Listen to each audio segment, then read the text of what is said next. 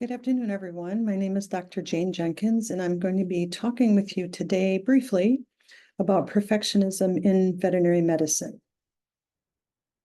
A little bit about me. I'm a psychologist working in primarily Washington State.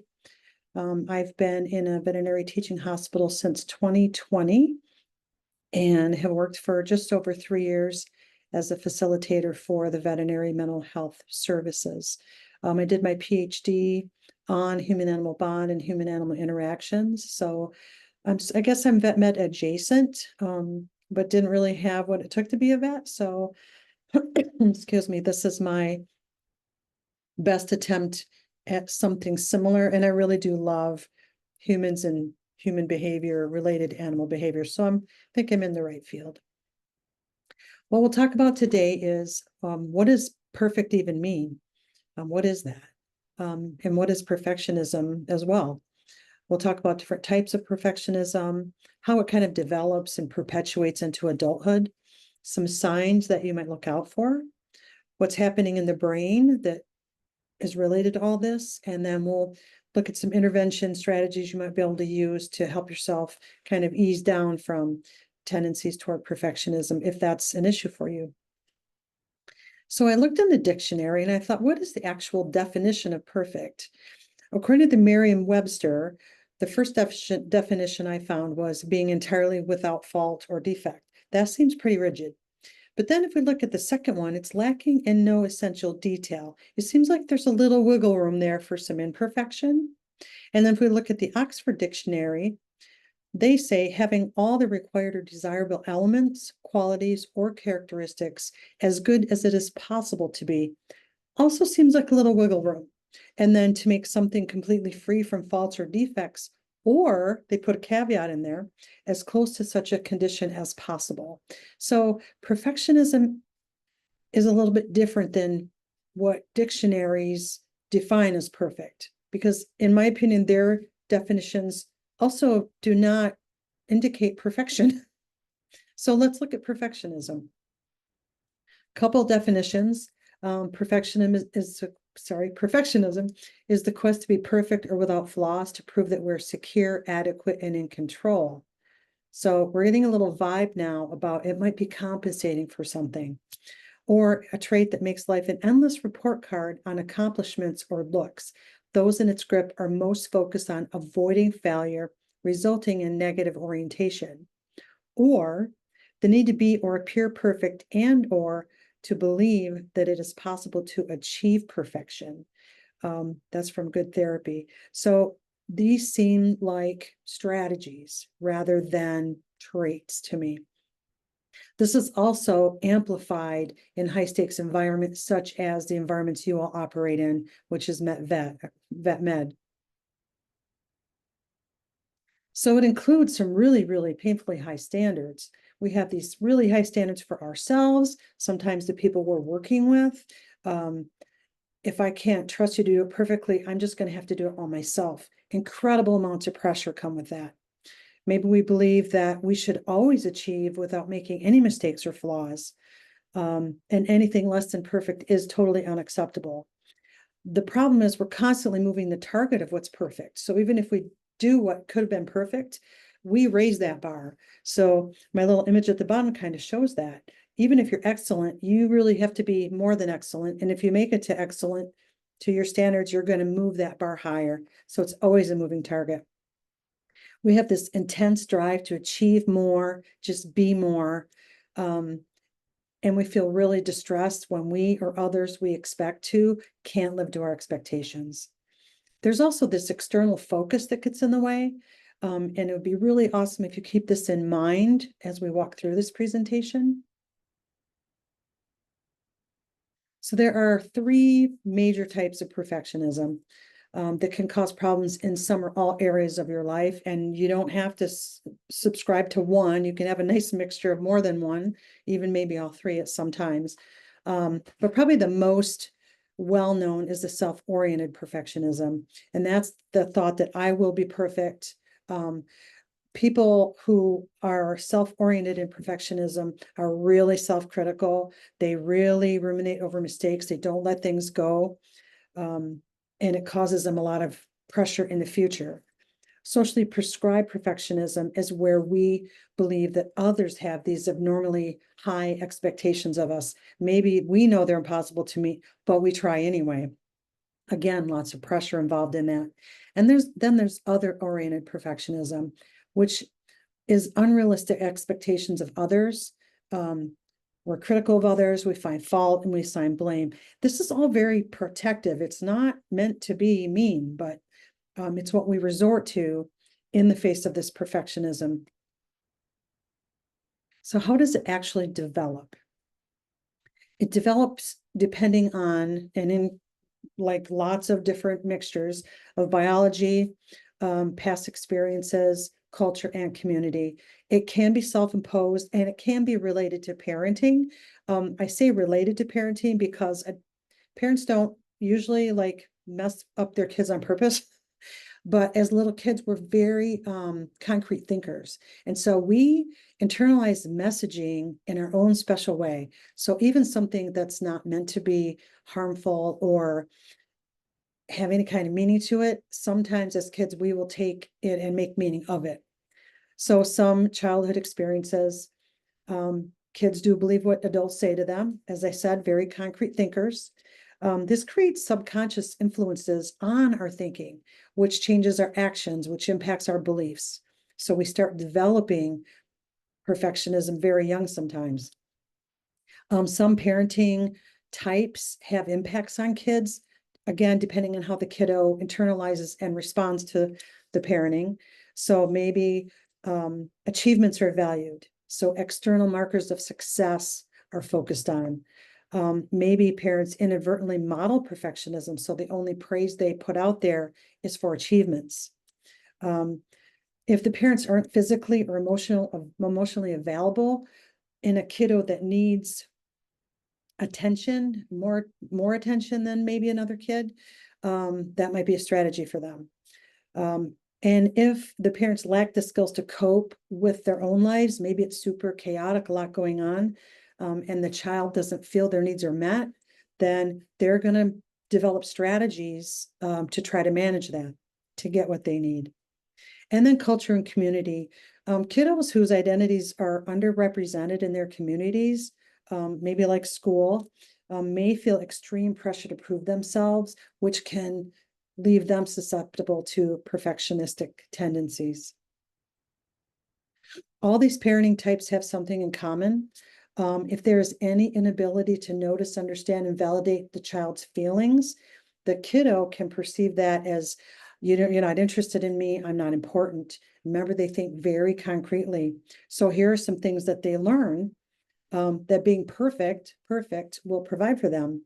It gets them attention, maybe some praise, accolades.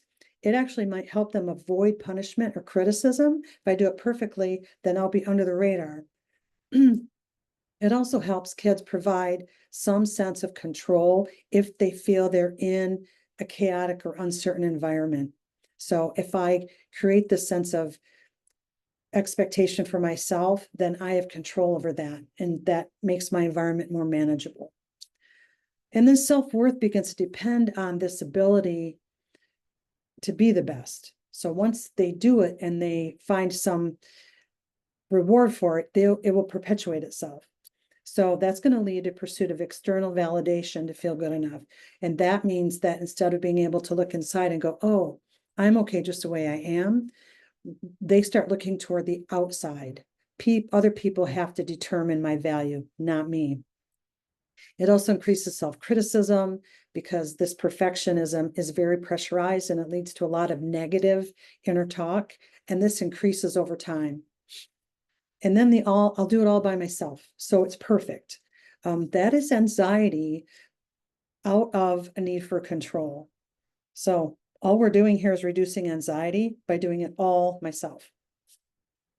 And then all this self-worth stuff, it leads to feelings of insecurity, inadequacy, and actually reduces our self-worth when we start engaging in these perfectionistic tendencies. Not on purpose, again. And so how does this relate to self-worth? So our self-worth actually becomes connected to this external locus of control. We don't have control over what other people think or say. We can only control ourselves, but we learn to rely on our validation from the outside. So we have to continuously prove our worth, prove that we're adequate, and maintain control. Again, for diverse students, this is particularly important and particularly pervasive when we're underrepresented in our environment. Our self-worth becomes based on our performance and achievements, not who we are. There's no middle ground, and I like to look at it as we're either first or we're not first. Second equals failure. And if you can relate to that, then you might have some perfectionistic tendencies. And then we only end up feeling any value or worth when we achieve things, when we win, and when we think we're flawless, which we never ever do. So we can't really get there. We rely on other people, as I said, to determine our self-worth, and we feel we have to earn it. We don't feel like just because we're humans and exist that we just are worthwhile. And then we're only successful if others approve of us and our accomplishments. So we may not be particularly resilient because we're not able to bounce, I call it bouncing forward from setbacks, because the mistakes stick with us and we're still relying on external validation for those things. We need to create our own sense of, I'm okay the way I am. I tried my hardest. And then self-esteem also gets damaged when we don't bounce back quickly. It just perpetuates this doubt. So we feel worthless. We can feel incompetent quite easily. So some signs you might be a perfectionist. If tasks are not finished until perfect according to your standards, you might be a perfectionist. I say that because you might do it exactly how you want it. Someone else might do it almost exactly like you want it. And sometimes that's okay. If you can get around that idea, that's awesome. If you never feel fill in the blank enough, you might have some perfectionistic tendencies. If the end product is the most important thing. So if you focus less on learning or completing things or the process of it, that you did to the best of your ability, and you're only focusing on that outcome, that indicates some perfectionism. For example, in your academic world, if you had to get a 4.0 in order to be okay, then once you got that 4.0, you actually thought you should get more than that because you should have done all the extra credit. That is perfectionism raising its head. If you do sports and fitness and you don't do that for fun, and you're also super competitive, you're probably not dipping into the moment of the fitness, rather the outcome.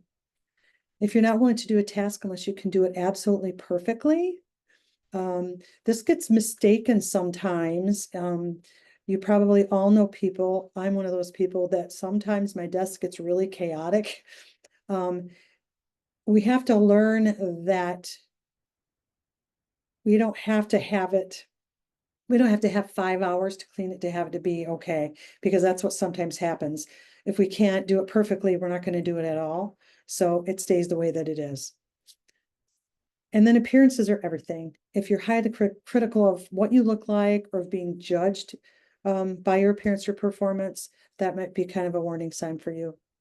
And if you approach tasks with an anxiety and or kind of an avoid failure mindset, you might be leaning toward perfectionism. So what's actually going on in the brain? Emotions are the body's way of telling us what's going on and what we need. So what happens is our amygdala does not distinguish anxiety and worry from actual fear. So the HPA axis, our fight or flight system, actually gets engaged. So perfectionists have really, really sensitive warning systems that work overtime because we're always looking for, what do I need to do better? Where am I going to fail? And so we're always on high alert. So the HPA axis kicks in, we have cortisol coursing through us. And the fears are of emotional harm, criticism, rejection, embarrassment, maybe somebody finding out that we have imperfections. And this is all very, very scary because our self-worth is at stake. And that's a very personal, vulnerable thing for us. So the perceived threat, as I said, is fear of probably what other people are going to find out or think about us. So what happens is we keep people at a distance. We only show our good parts. We don't think others will accept us with our faults because we're relying only on external validation for accomplishments, not who we are, like as humans. So then we get afraid to try new things because we don't want to fail or not be good at it. We become afraid of change. We don't embrace new opportunities because it's too scary. What if I make a mistake is like this resounding narrative for us. So we spend lots of time observing, studying, reading, rehearsing, sitting out, and actually missing out because avoidance of anything that might result in failure is prevalent. And that is because of anxiety about it. So in terms of perfectionism and procrastination, I feel like procrastination is the cousin of many things. But perfectionists tend to procrastinate for lots of reasons. Sometimes they get too much on their plate because they're so busy trying to prove themselves and achieve that the plate, I feel like perfectionists need not a plate, but a platter. And then sometimes they overfill that. So they just get overwhelmed. And then they have to procrastinate because they just can't do it all. It's just too overwhelming. Perfectionistic thinking leads to procrastination. If it's not perfect, I'm not going to do it. If this is hard, I must be stupid. That self-criticism comes in. What if I mess up? So fear, lots of fear of failure, rejection, criticism, either our own to ourselves or what we worry about from others, equals quite a bit of avoidance. Leads to missed opportunities, wasted time, a lot of stress, and a lot of self-criticism. You want to do the thing, but you put it off, make excuses, watch some kind of screen to avoid the thing that's stressing us out. But then that leaves an open door for self-criticism because of our procrastination. And then we just rinse and repeat that whole cycle. So perfectionism and self-criticism. Perfectionism comes with a really, really nasty inner bully that's just ready to get on our case when we don't meet all those unrealistic expectations. So we tell ourselves we're failures, we're idiots, we're lazy. We're not. It's actually the opposite of that. We think we deserve all this self-criticism. We don't.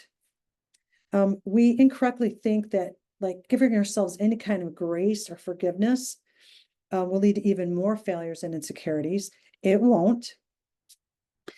Self-criticism is never motivating. I work with many people who actually try to use it as a motivator, but it's really more anxiety provoking. It undermines our self-esteem. It increases our senses of depression, anxiety, and shame, and it actually makes us feel worse. I really like this quote from Laura Desheen.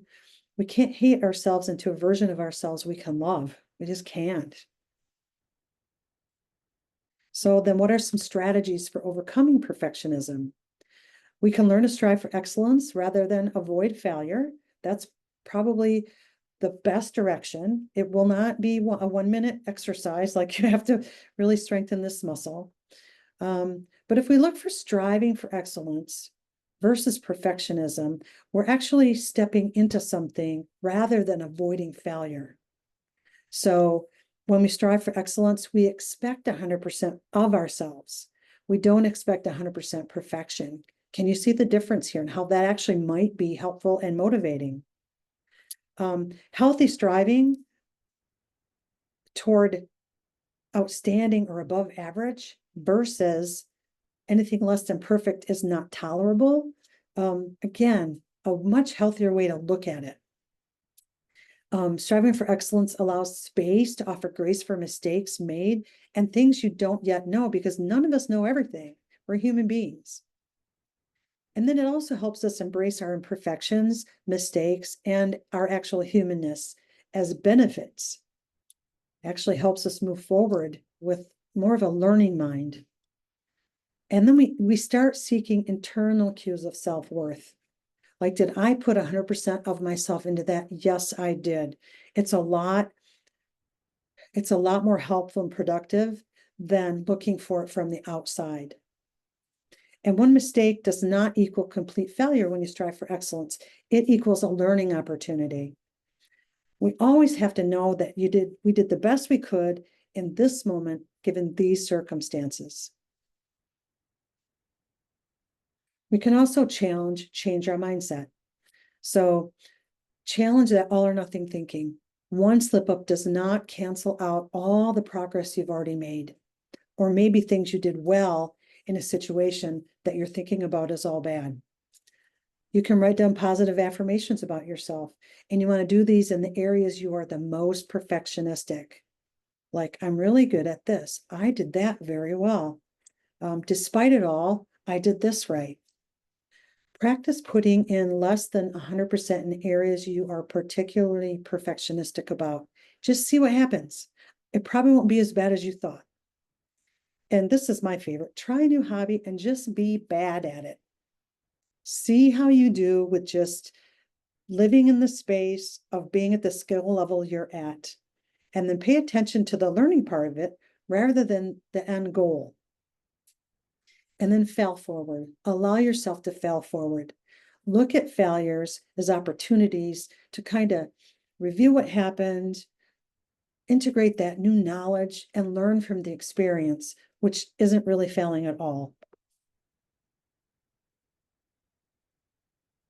And then looking at self-compassion.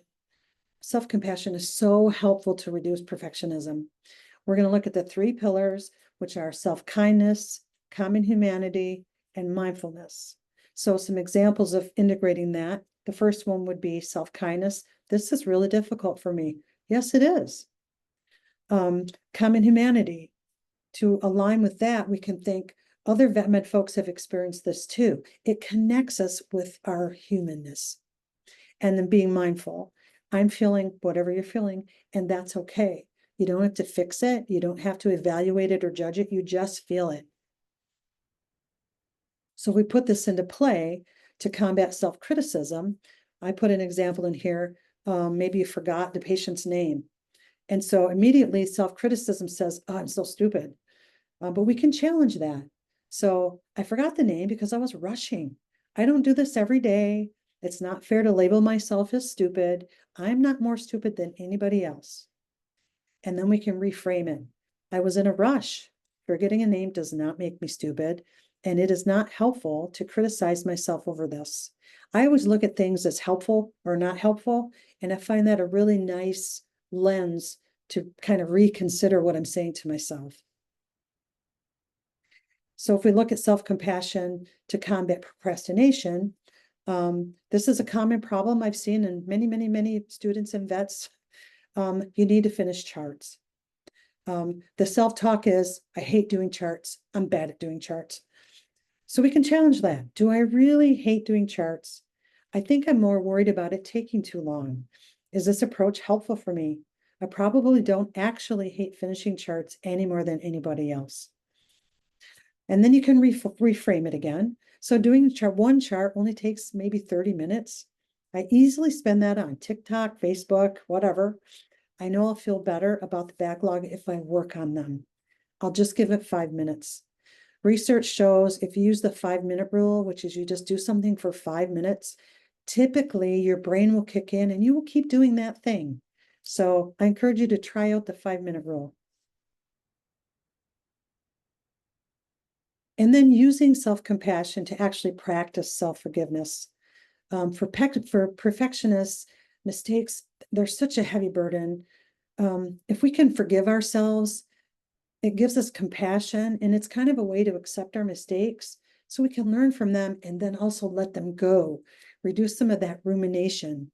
So it doesn't mean we disregard our mistakes. It doesn't mean that we excuse our choices or behaviors. It actually requires us to take responsibility for our actions. And it also allows us to move forward in a helpful way to learn from what happened and to make better choices. It doesn't help us to stay ruminating in the past. It helps us to learn and move forward, supporting ourselves. So this is a process, not an event. So we do have to practice this. And part of this you can start to think about is to Just try to be satisfied knowing that you did the best you could at the time. Hindsight's not always super helpful. So at that time, the decisions I made and what I did were the best I had, and that's okay. This is actually very motivating. It helps us step into future challenges with less caution and less kind of worry and more like, I can do this. So it's the opposite of procrastination. And then please remember that you are valuable just because you exist. I don't think we say this enough. It's not because of what you do. It's not because of your accomplishments. It's just because you are. So please hold on to that. And then finally, just to reiterate, your worth is in who you are authentically, not what you do or achieve. That is what leads to success and acceptance by others, which is actually what you want if you're a perfectionist. So try to learn who you are. Like, what are your values?